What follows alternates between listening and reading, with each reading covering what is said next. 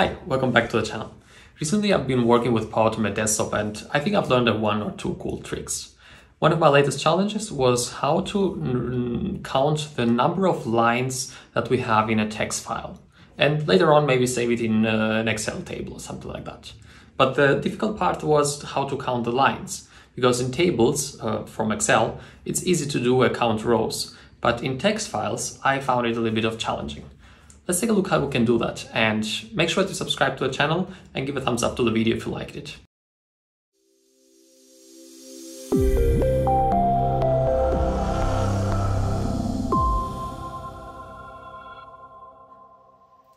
Okay, so here we are. As you can see, I have created two folders just to showcase this scenario.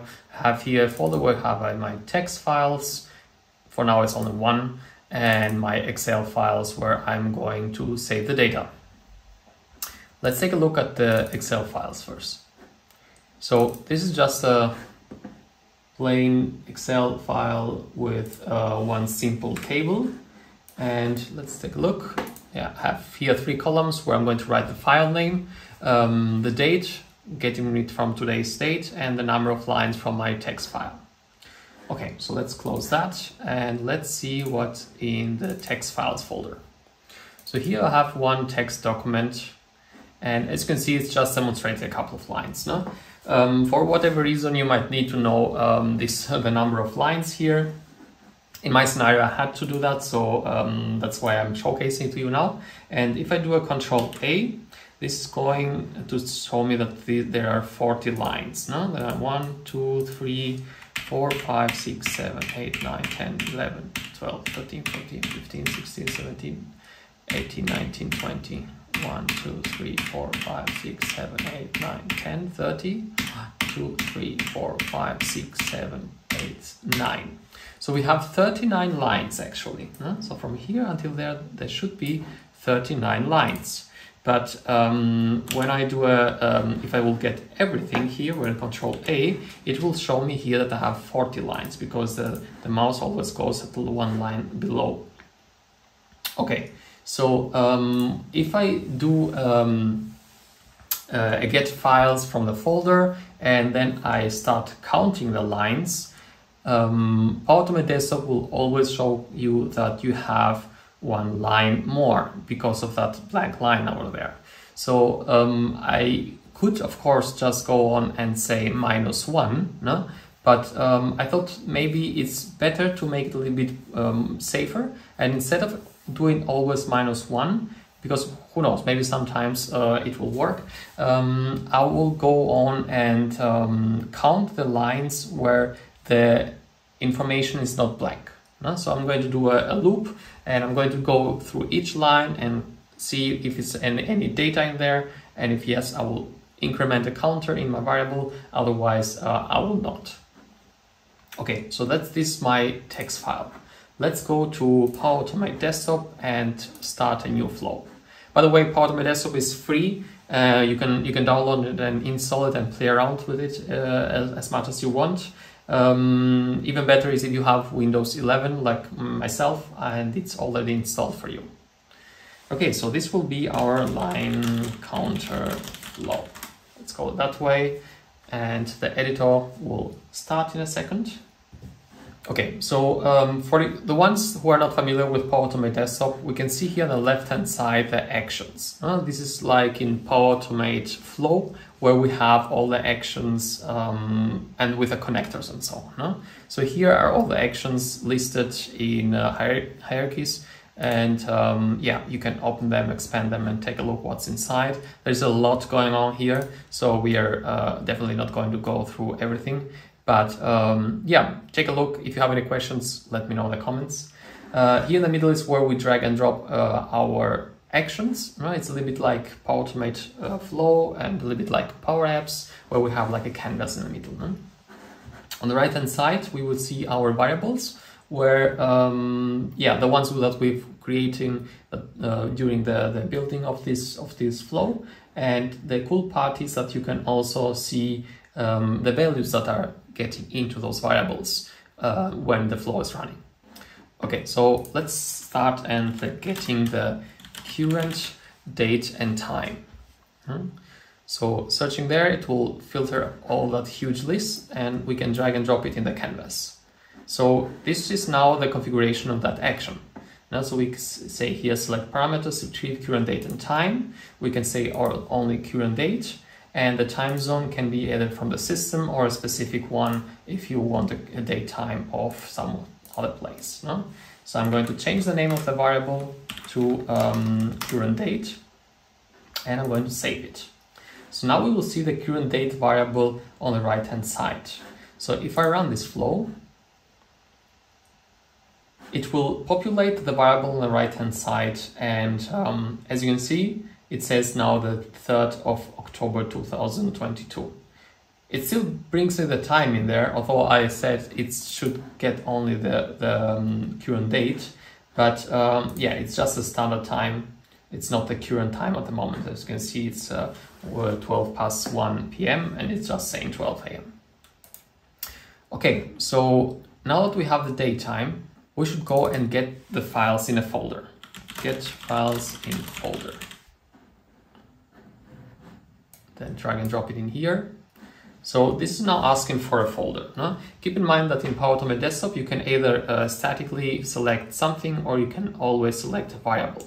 In this case, I'm going to select my folders. It's not going to change, but if your folder is going to be called differently every time, you should go on and use a variable in this place. No? But that's a story for another time. Okay, so let's grab my my documents folder here and the test folder, and that's called text files.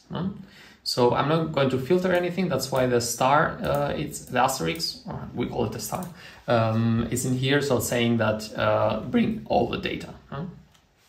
Okay, so now this will grab the files, and it's going to produce a new variable called files. Let's leave it as this, since the name is appropriate. Let's save, and if I run this again, I will see that I have here one file called, as it's here. It's that test document that we have seen here. So it got my file now. It has saved some information here in different properties, full name, name, extension, and so on and so forth. Okay, so let's close that. And as we saw here, we can either use the properties to grab the name of this get files in a folder action, since the information is saved in our files .name property, or we can do another action. Let's go on with another action just to showcase you guys what's available in Power Automate Desktop. We're going to try a get file path, and this one is asking now for the file path, and it's going to produce a couple of variables. Let's grab the file real quick from my test folder, test files, test document. So this is now a static link to the path, right? So this one will always search for the grab for the text document.txt. If your file is named differently, then we have a problem here, and it's always going to grab the same one. So bear with me, but because before we change this, let's take a look at the variables that are produced. We have here root path, directory, file name, and so on and so forth. So instead of using this static path here, I'm going to grab the variable that is produced here and called files. And this one, if I save it, it will say that parameter file path, it must be a file. So the files is, if I see, is a list of files. It's not a file. So it's like bringing an array into a label in Power Apps. So we need to grab the first item of that. So to do so, I'm going to go back into this here, and inside of the percentage characters, which symbolize the variables, I'm going to write square brackets and a 0. I'm saving that, and now the error is gone. And what this means is that I'm grabbing the 0th item, which is the first one, from this list of files. So let's run this and take a look what is created for us. On the right hand side, we can see here the current date again, the directory, which is coming from the get file path, file extension, file name with no extension files is coming from this one over here, and that's the one we saw, and the root path. No? So as you can see, that worked. Next, we want to read the text from that file. So let's search for read text from a file, and the file path is going to be our variable from files.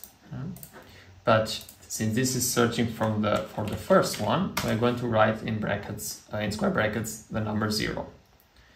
Okay, so this is now going to read the text from that file that it found from the get files in folder action from the first one, and store it into a new variable called file contents. So let's run this and see what's in the file contents variable now. File contents, it's over here, and as you can see, we have now our text file. If I was to count this, as you can see here, we have 40 lines, which is not true because this one's a blank. I want to count until here. This is my 39th line. So how we do that? First, I'm going to split the text. So let's try splitting the text by a new line. So the text to split is my file contents. And I'm going to do a standard one, and I'm going to say new line. One time, so this is going to create a variable, which will be a list with all the text lines. Let's click save.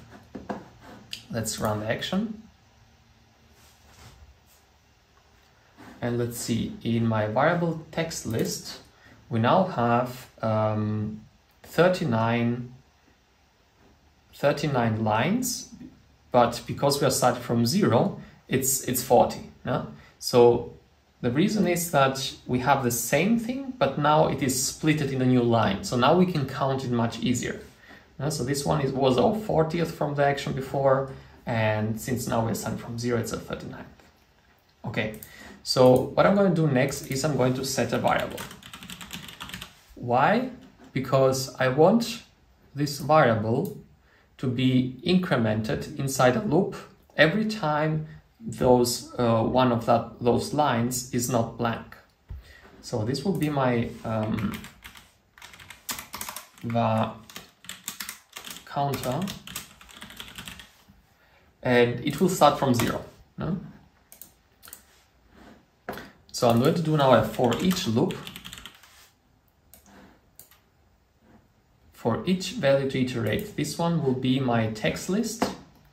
So for each text list, the variable will store the values or what's inside into this current item variable. So the action will store what's inside the text list for each row or for each line inside this current item. Okay, for each current item in text list. Now I want to say if, and drag it inside. So first operand will be if the current item isn't empty, save, then I want to increase the variable, which is called var counter, by 1. Okay, let's test it out. Grab the date, files, and so on and so on. So now it's iterating through all those 39 lines, and we can see here on the right hand side the var counter is incrementing 6, 17, 18, 19, and so on. So this should stop now at 39 because 40 is blank. And as you can see, it stopped at 39. So now we have the number of lines that we need. We have the file name. Let's take a look what we need. We have here our Excel file where we're going to save that data. So we have the file name, we have the date from the get current date and time action, and the number of lines. So we're good to go. And let's close that one. So what I'm going to do next is I'm going to launch Excel, bring it here below the for each loop, and I'm not going to start a blank document, I'm going to open a following document. So the document path, since I haven't gotten it here, I'm going to do it statically. Let's see, let's say in this scenario, we're always writing it in the same Excel file. Okay, so I'm going to find my document in my test folder, Excel files, test Excel. I'm going to let the make instance visible turned on so that we can see how it looks like, and click save. Next, I want to get the first free column row from Excel, this one here. And the Excel instance is a variable which has been created from my launch Excel action. So I'm going to save that as this, and this one will produce two variables, which we're going to need to say to Power Automate Desktop on which row and which column to write my data. So the first free column and the first free row are our variables that will be created. We need to keep in mind here that if I open the Excel again, when we say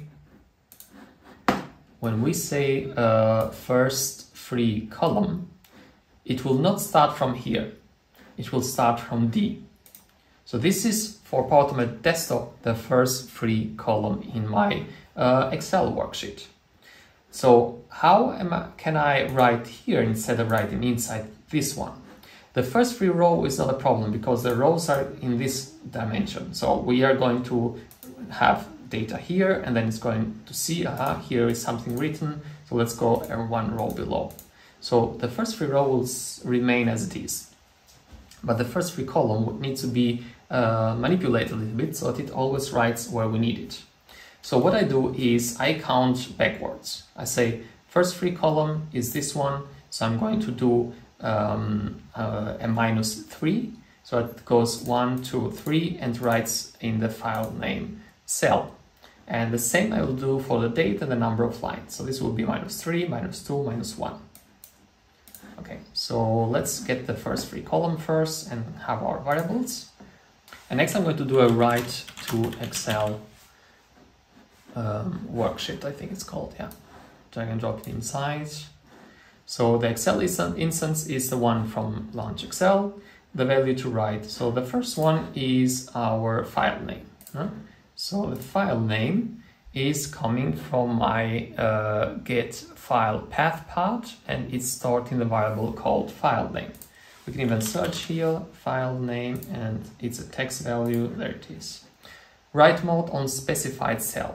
So this is not on a currently active cell, I'm going to write on a specific cell, and the column is the one we were talking about. So this will be our first free column variable, and inside the percentages I'm going to write -3. The row will be my first free row. Okay, so this is for the file name. Next we have date and the number of lines. So what we can do here is we can Control-C, Control-V twice, and we have our actions copied and pasted. I think this works much better than in Power Automate Flow, by the way. Okay, so I'm going to configure now these ones. This one will be my -2, and it will not be the file name, but it will be my current date. Save that. And this one will be my -1, and it will be my number of lines. And the number of lines is our var counter. So let's delete that one here, and the var counter is down there. Click save. And let's close my Excel file, otherwise it's not going to be able to launch it. And before finishing the workflow, I want also to close my Excel worksheet. So that's going to close the Excel instance, and to not save document, click save, and that's it. Okay, let's test and run it.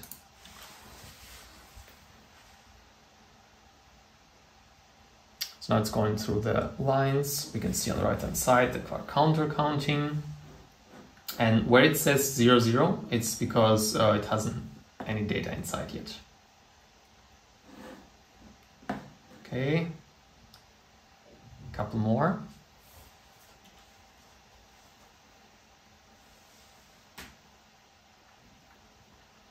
It's going to launch Excel, and it's writing now into the lines, and it's closing it. I made a small mistake here, and I just deleted the content from this row when I was testing it. Actually, to be able to for a Power Automate to see this as a free line, you need to go and delete that. So next run will be clean. But anyways, as you can see, we have now the text file name, the date when it was written. We can even split this so that we only have the date without this 00, but that's something we can play around with some other time. And the number of lines. Yeah, so that was our simple but hopefully helpful Power Automate desktop workflow. And let me know in the comments what you think. Let me know if you have any questions or if you want to see some other solution of maybe issues or use cases that you are being challenged from. And yes, if you like the video, please make sure that you subscribe to the channel, give it a thumbs up, and thank you for watching. See you in the next video. Bye.